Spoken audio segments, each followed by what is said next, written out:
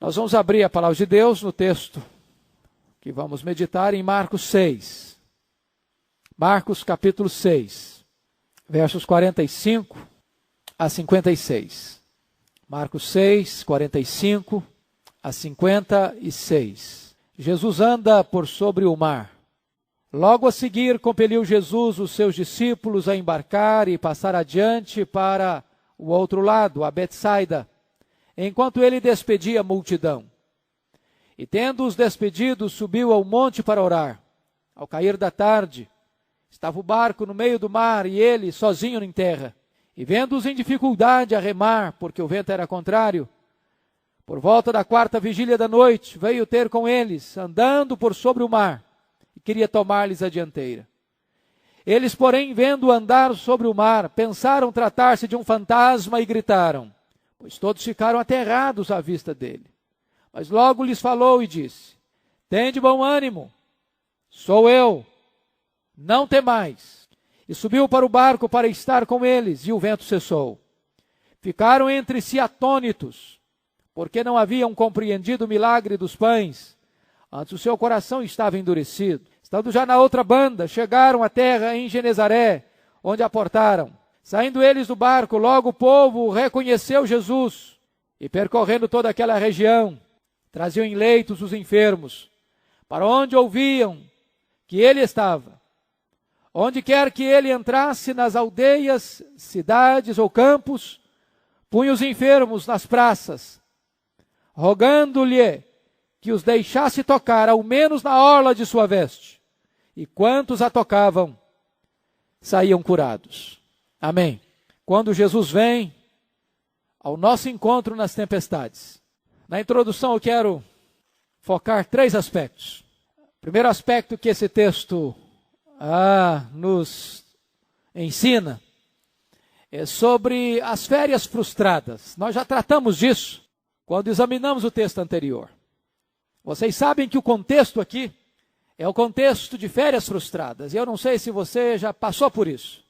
De você arrumar as malas, fazer planos, pegar um mapa, sair com a sua família, ou num carro, ou num ônibus, ou num avião, você preparar o ambiente, você sair para férias, e de repente tudo que você programou deu errado.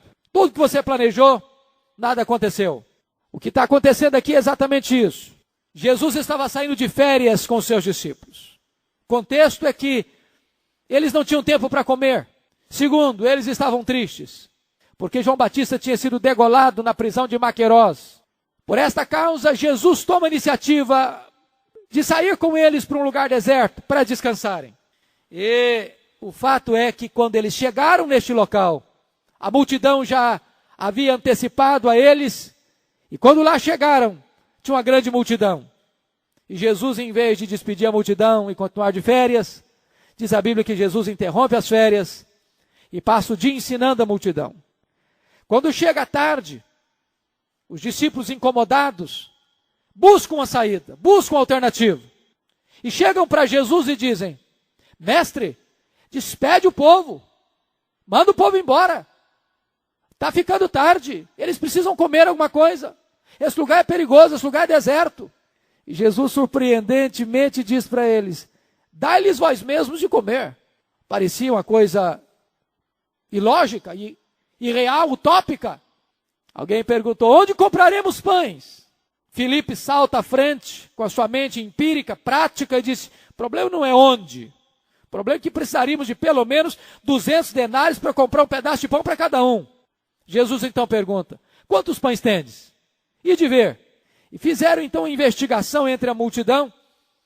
E André vem com o relatório, Senhor, encontramos aí um menino que tem um lanche, com 5 pães e 2 peixinhos, mas logo ele também já apresenta a sua dificuldade. Mas o que é isso para tanta gente? Diz a Bíblia que Jesus manda a multidão se assentar, de uma forma ordenada, dá graças a Deus, parte o pão, e o pão se multiplica, parte os peixes se multiplicam, e a multidão é alimentada, ainda recolhem 12 cestos.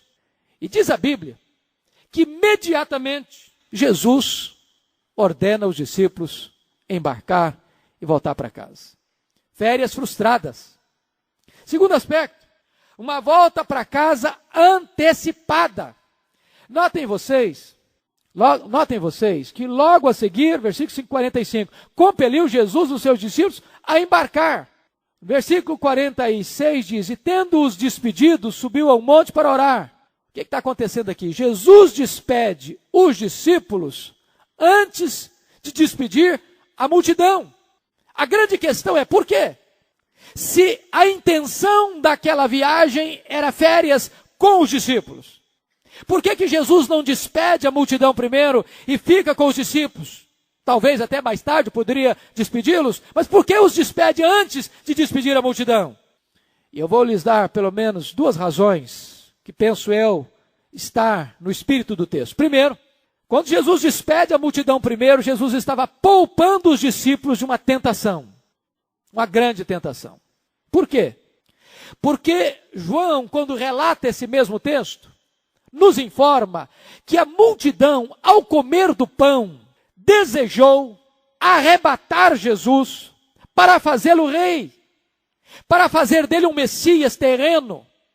E como Jesus sabia que os seus discípulos ainda alimentavam ideias messiânicas, extremamente nacionalistas e políticas, ideias essas que permaneceram mesmo depois da ressurreição, conforme Atos 1:6, quando perguntam, será nesse tempo que restaurarás o reino a Israel? Jesus entendeu que os discípulos não estavam prontos para enfrentar aquele tipo de tentação, de uma noção equivocada acerca da natureza da sua missão. E então Jesus os despede primeiro, para poupá-los dessa tentação.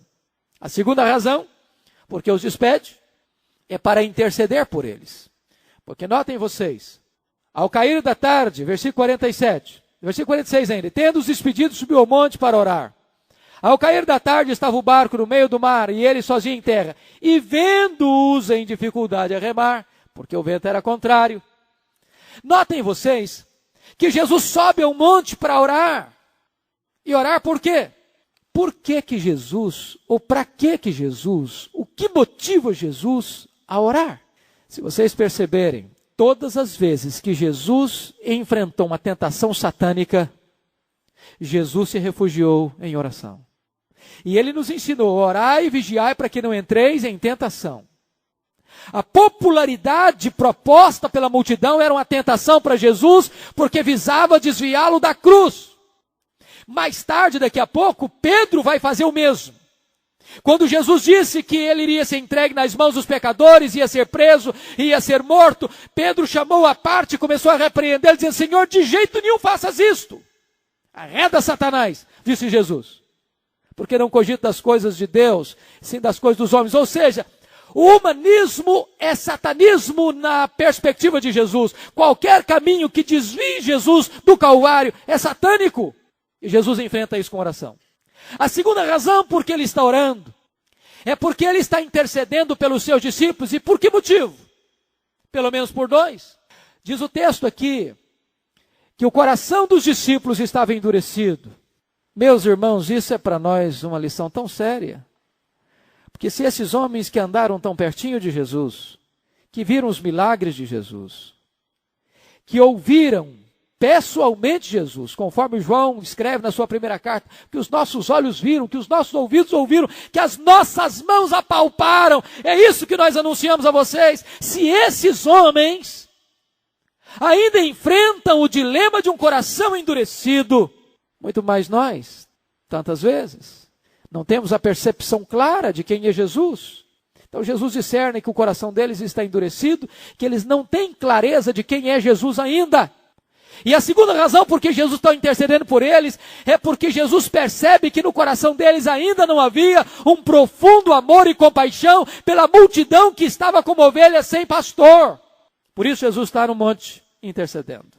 Então esta volta para casa foi antecipada, propositalmente.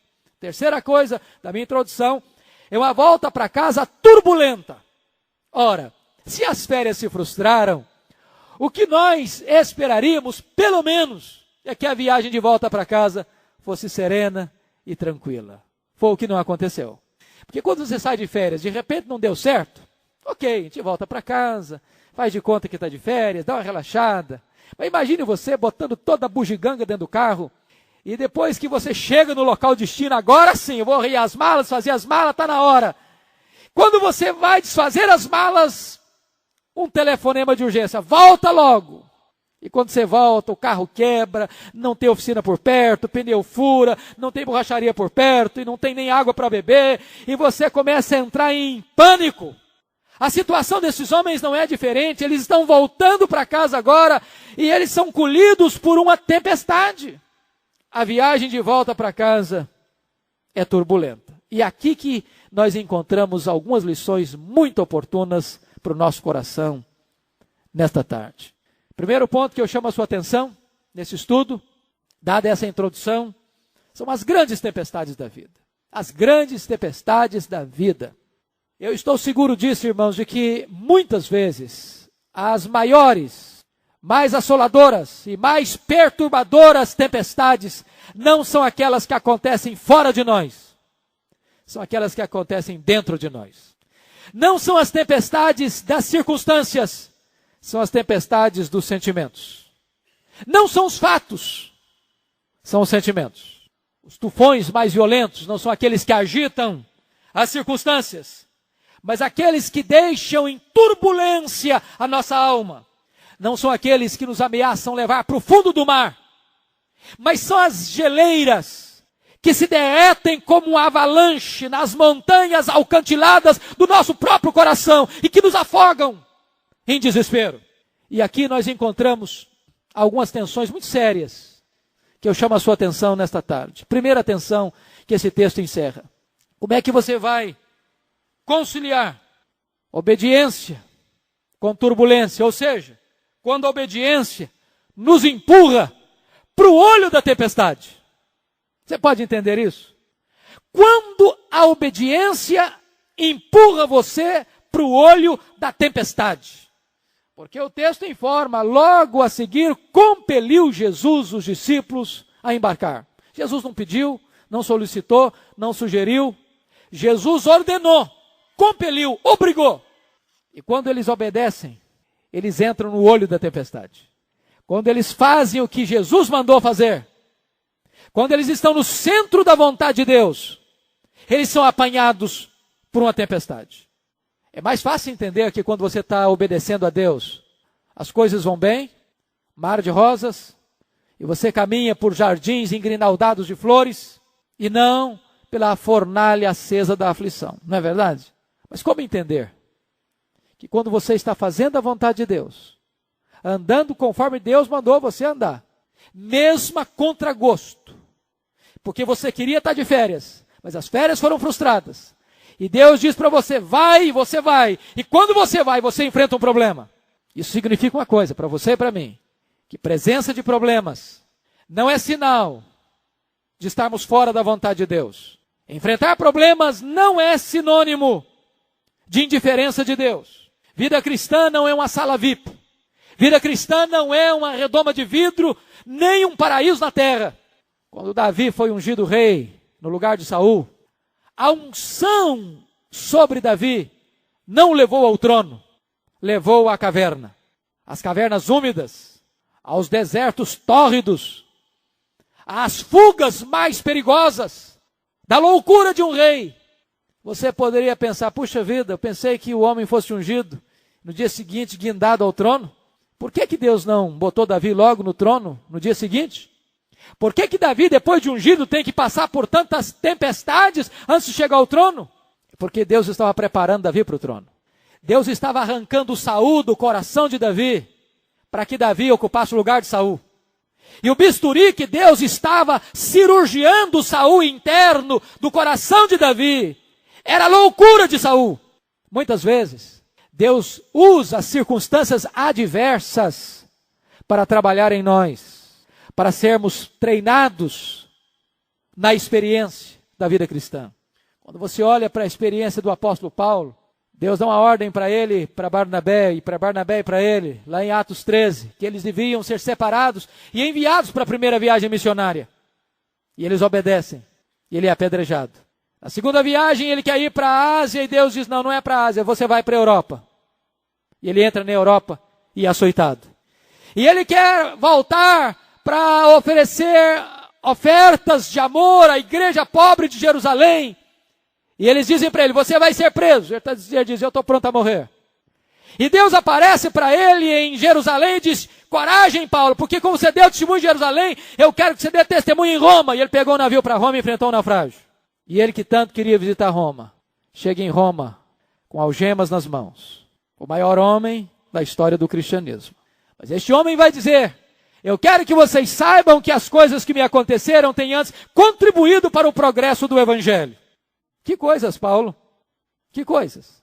Sua perseguição em Damasco, sua rejeição em Jerusalém, seu esquecimento em Tarso, seu apedrejamento em Listra, seu açoitamento em Filipos, sua perseguição em Tessalônica e Bereia, chamado de tagarela em Atenas, de impostor em Corinto, enfrenta feras em Éfeso, preso em Jerusalém, acusado em Cesareia, naufrágio para Roma, picado por uma cobra em Malta, preso em Roma, no centro da vontade de Deus, mas enfrentando uma tempestade.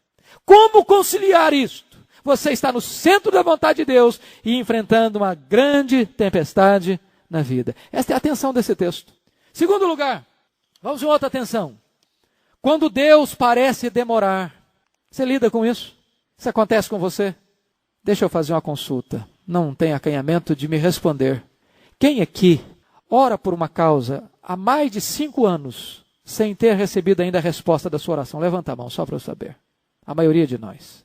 Nós lidamos com isso. A demora de Deus. Você pode imaginar que quando eles entraram naquele barco, ainda era dia, antes do cair da tarde. Porque ao cair da tarde, Jesus estava só e eles estavam lá no meio do mar. Eram 14 quilômetros. Eles estavam exatamente a 8 quilômetros da praia, possivelmente no meio do trajeto.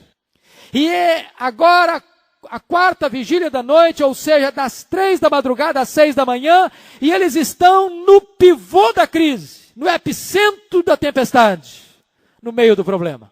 E certamente, como eles desejaram, como eles aguardaram que Jesus chegasse. E Jesus não chegou, no tempo que eles esperavam. Quarta vigília da noite, irmãos, era como se fosse a última hora, a última chance. É como se dissipasse do coração deles toda a esperança de salvamento. Às vezes nós temos que lidar com essa tensão. Estamos com um problema sério, grave, crônico, que se arrasta, e nós oramos, e nós jejuamos, e nós clamamos, e parece que o problema não se resolve. Eu penso no meu coração, à luz de João capítulo 11, que talvez o grande drama que Marta e Maria enfrentaram não foi apenas a doença de Lázaro, mas foi a demora de Jesus. Porque elas não têm dúvida de mandar um recado. Está enfermo aquele a quem amas, não precisa acrescentar mais nada. A frase está perfeita. Quem ama tem pressa em socorrer a pessoa amada. Mas diz a Bíblia que Jesus demora mais 2 dias onde estava. E quando Jesus chega, Lázaro já está sepultado. E eu imagino no meu coração que alguém estava na casa de Marta, a casa lotada de gente, e alguém chega para ela e perguntou, Marta, você já mandou avisar Jesus que Lázaro está doente? Ela disse, já mandei um portador atrás dele. E talvez uma outra pessoa dissesse, mas será que ele vem? Ela respondia com segurança, claro que ele vem, ele nunca nos deixou na mão, ele nunca nos decepcionou, ele vai chegar. E Lázaro piorando. Encosta outra pessoa e pergunta, Marta, por que Jesus não veio ainda? Será que ele vem mesmo? Ela diz, ele vai chegar. Até que alguém chega para ela e diz, olha Marta, seu irmão acabou de morrer e o seu Jesus não chegou. Esse negócio adoeceu a alma de Marta. Isso ficou engasgado, isso ficou atravessado na garganta de Marta. Ao ponto dela limitar o poder de Jesus, de descrer da sua intervenção milagrosa naquele momento na sua família. Quando Jesus chega, e Jesus diz para ela, o teu irmão há de ressurgir, Marta. Diz, eu sei que ele há de ressurgir no último dia. Diz, o senhor não sei nem me avisar, porque eu já sabia. Marta, eu não serei, não, Marta, eu sou a ressurreição e a vida. Quem crê em mim, ainda que morra, viverá. Passou-se um tempo, ela voltou para casa, chamou Maria. Maria foi lá onde Jesus estava. Depois Jesus foi ao túmulo. Jesus chorou diante do túmulo. uma multidão ao redor. Jesus torna a falar, tirai a pedra. Marta salta na frente e diz, não adianta, Jesus, já cheira mal. Marta, Marta, eu não te disse que se creres verás a glória de Deus? Quantas vezes, irmãos, a demora de Deus, a aparente demora de Deus, deixa a nossa alma enferma. Essa é uma tensão da vida, que você e eu enfrentamos.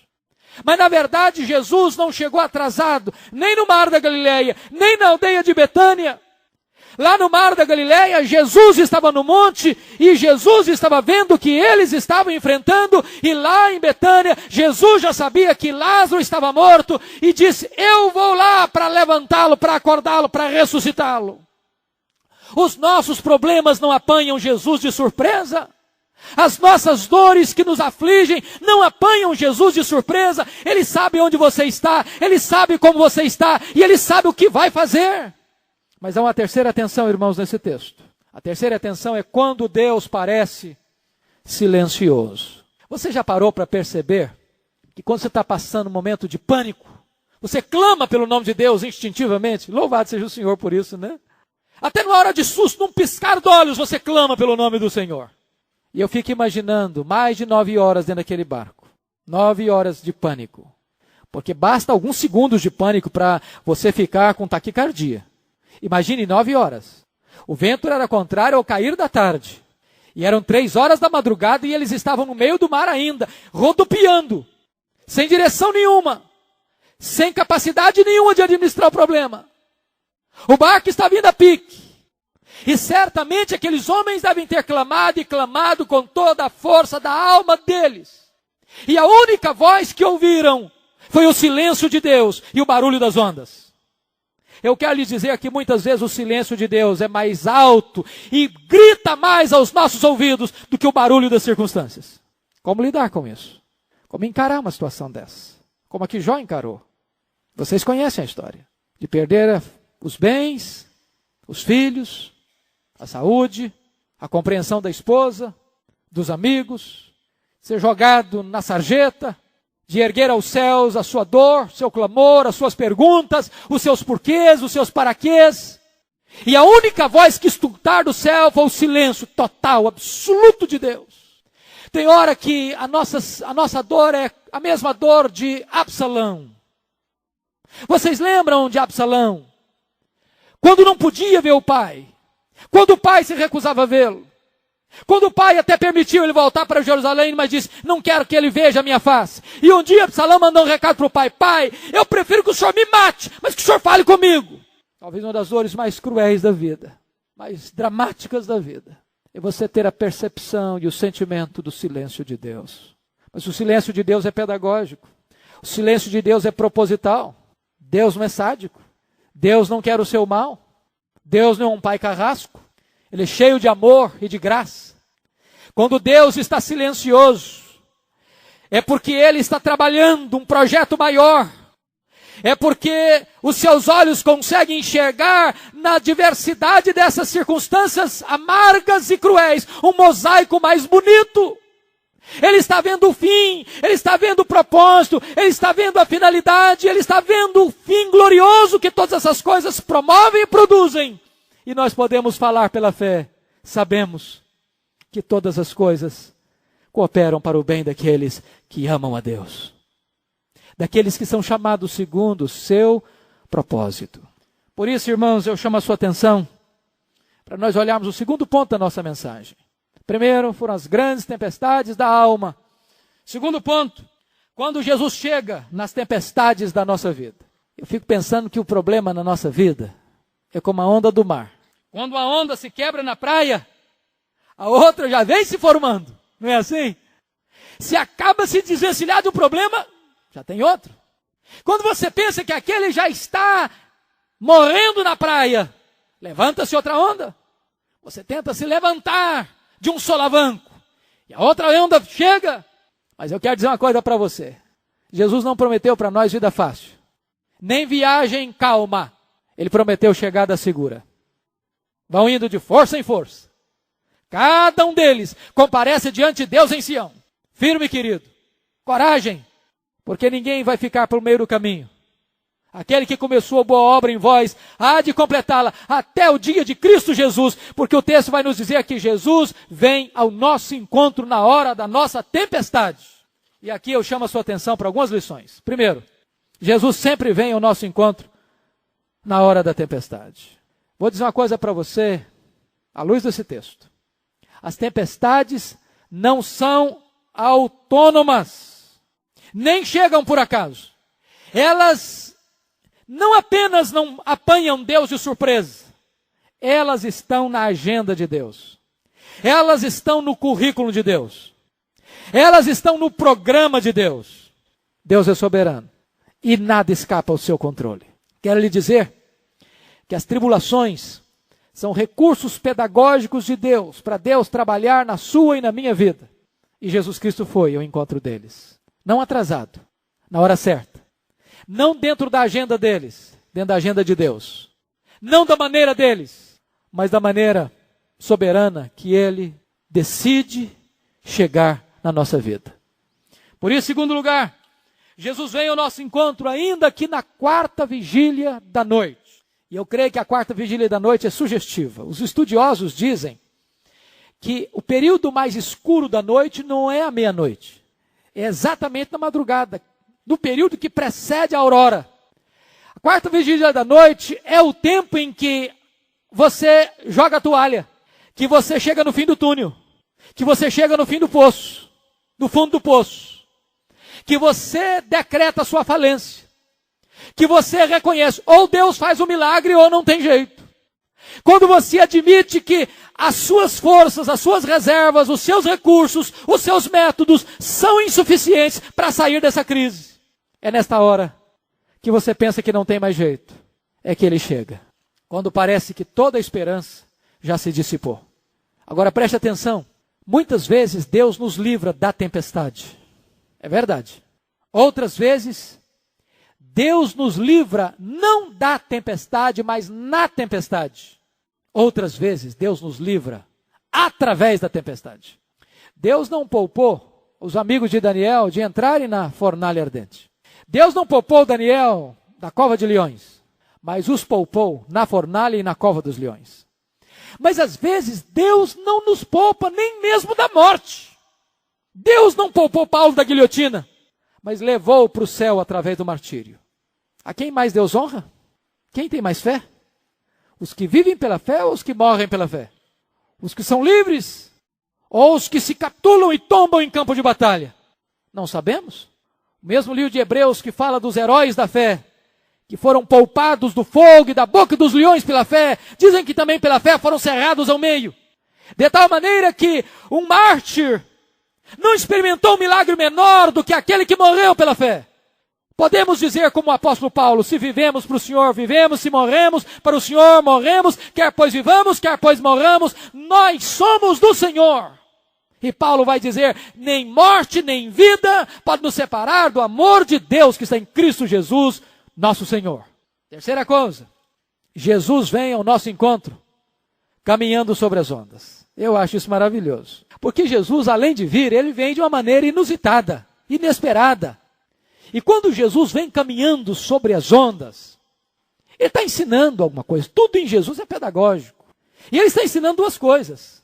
Primeiro, ele está ensinando o seguinte, que o mesmo mar que conspira contra você, que ameaça você, que é maior do que você, e que está tentando levar você à morte, está literalmente debaixo dos pés de Jesus. Ele é maior do que o seu problema. Você não tem controle, mas aquilo que está fora do seu controle está debaixo dos pés de Jesus. A segunda coisa que ele quer ensinar com isso, é que a Bíblia nos informa lá no livro de Naum, que Deus faz o seu caminho na tormenta, na tempestade. Muitas vezes, o caminho, a estrada que Deus pega para chegar na sua vida é a estrada da tempestade. É pela tempestade que Deus entra, tem acesso e chega à sua vida. Deus é soberano. Ele faz o que Ele quer. Ele até escolhe um caminho com uma tempestade para ter acesso à nossa vida. Mas, queridos irmãos, eu queria colocar para vocês o último ponto desta meditação. A intervenção de Jesus nas tempestades da vida. Agora diz a Bíblia que Jesus chega. que Jesus vem. Vem para fazer o quê? Para que ele veio? Em primeiro lugar, notem vocês que coisa lindíssima que esse texto nos mostra. Versículo 48. E vendo-os em dificuldade a remar, porque o vento lhes era contrário, por volta da 4ª vigília da noite, veio ter com eles, andando por sobre o mar, e queria tomar-lhes a dianteira. Eles, porém, vendo andar sobre o mar, pensaram tratar-se de um fantasma e gritaram, pois todos ficaram aterrados à vista disto. Mas logo lhes falou e disse, tende bom ânimo, sou eu, não temais. Prestem atenção nisso.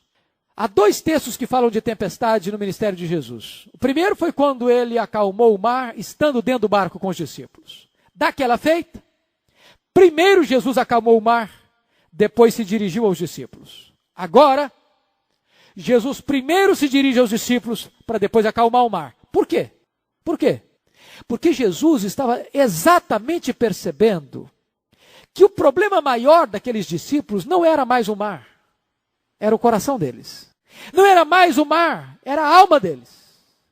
Não eram mais as circunstâncias, eram os sentimentos deles. E agora Jesus Cristo vai curar esta crise existencial deles, usando 2 expressões. Primeiro, Jesus levanta o ânimo deles. Tende bom ânimo.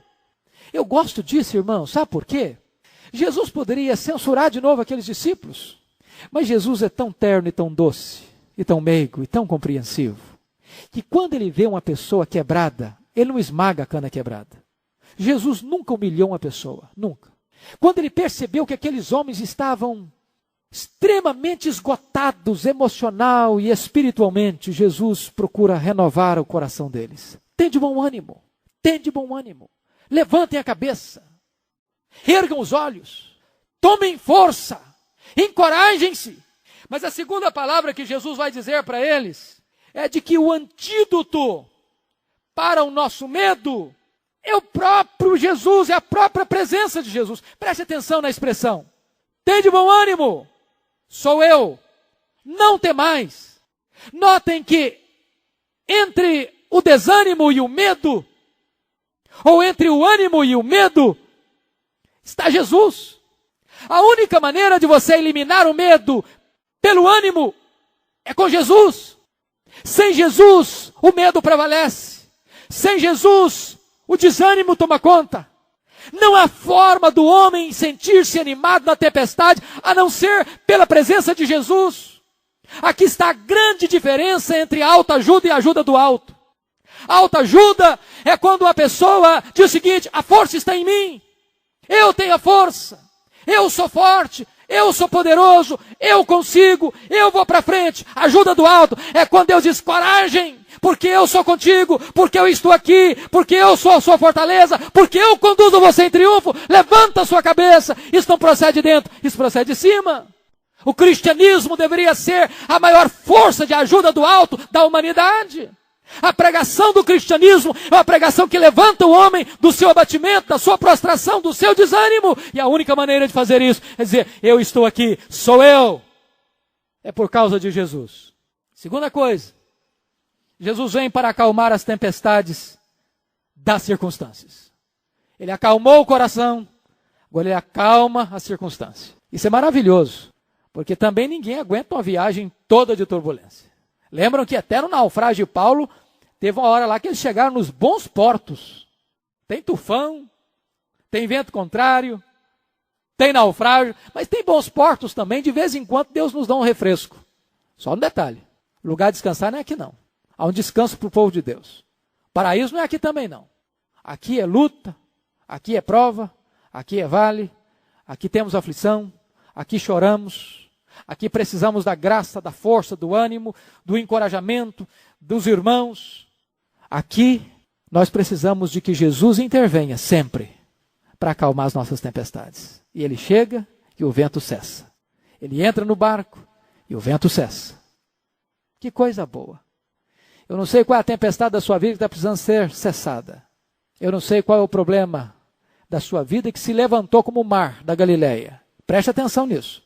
Mar da Galileia era o lugar mais conhecido daqueles homens. Era a praia deles, era o quintal deles, era o lugar do ganha-pão deles. Eles conheciam cada palmo daquele mar. Mas de repente algo tão comum, tão corriqueiro, tão familiar, tão cotidiano se levanta contra você. De repente alguém com quem você conviveu a vida toda torna-se uma pessoa desconhecida para você. De repente uma situação que você dominava e você administrava com total segurança se volta contra você. É o mar da Galileia, é a tempestade. Mas quando você não pode mais administrar, Jesus chega e põe ordem na casa e traz bonança nesse mar encapelado. Terceiro lugar, Jesus vem para corrigir nossas ideias distorcidas. Imagine comigo a cena. No meio do mar, tempestade, vendaval, ondas, parecendo quase um tsunami. Pensa nisso. Noite escura. Certamente, de vez em quando deveria o céu riscar-se com um relâmpago luzidio que abria um facho de luz na noite escura. E num desses relâmpagos, eles olham e veem uma silhueta caminhando resolutamente na direção deles. E eles não têm dúvida e gritaram, é um fantasma. Não era só Herodes que era supersticioso, não. Os discípulos também eram. E às vezes, alguns de nós ainda são. De vez em quando ainda encontro crente que tem medo de passar debaixo de escada. De vez em quando ainda encontro crente que quando acha um gato preto na rua, acha que o dia vai ser um dia de agouro. Que se for hospedar num hotel e chegar no quarto 13, ele muda de quarto. E se tiver que entrar naquele quarto, joga um salzinho grosso para dar uma melhorada. É um fantasma! E Jesus Cristo vem para corrigir essa distorção da superstição. Nós estamos vivendo uma época de forte superstição no meio chamado evangélico brasileiro. Forte superstição. Eu quero lhes dizer que superstição não é cristianismo. Cristianismo não tem nada a ver com esse negócio de superstição. Crente não lê horóscopo. Crente não consulta horóscopo para saber como é que vai ser seu dia. A nossa vida não é regida por astros, nem por acaso, nem por leis físicas. A nossa lei é regida por Deus. A lua está na direção tal, então eu acho que a minha vida vai acontecer isso, vai acontecer assado, está mais favorável para isso, está mais favorável para aquilo outro. Eu acho que hoje o dia está melhor para negócio, hoje o dia está melhor para relacionamentos. Para com isso. Quem dirige a sua vida é Deus. Quarto lugar, Jesus vem para levar-nos em segurança para o nosso destino. Louvado seja o Senhor. Jesus entrou no barco, o barco chegou ao seu destino e vai chegar. Eu quero dizer para você que você vai chegar ao seu destino. Não tem o mínimo perigo desse barco afundar com Jesus. Tempestade vem, tempestade vai, mas o barco vai chegar, salvo e seguro no seu destino. E o seu destino é a glória. Aos que Deus predestinou, a esses Deus também chamou. Aos que Deus chamou, a esses Deus também justificou. E aos que Deus justificou, a esses Deus também glorificou. Seu destino é a glória. E Paulo diz, eu estou bem certo de que nem a vida, nem a morte, nem anjos, nem principados, nem poderes, nem altura, nem profundidade, nem qualquer outra criatura poderá separar você do amor de Deus que está em Cristo Jesus. Então, meu amado irmão, fica firme aí. Se você crê no Senhor Jesus, Jesus está na sua vida, você é mais do que vencedor. Finalmente, em último lugar, quinto lugar, Jesus vem para curar os enfermos.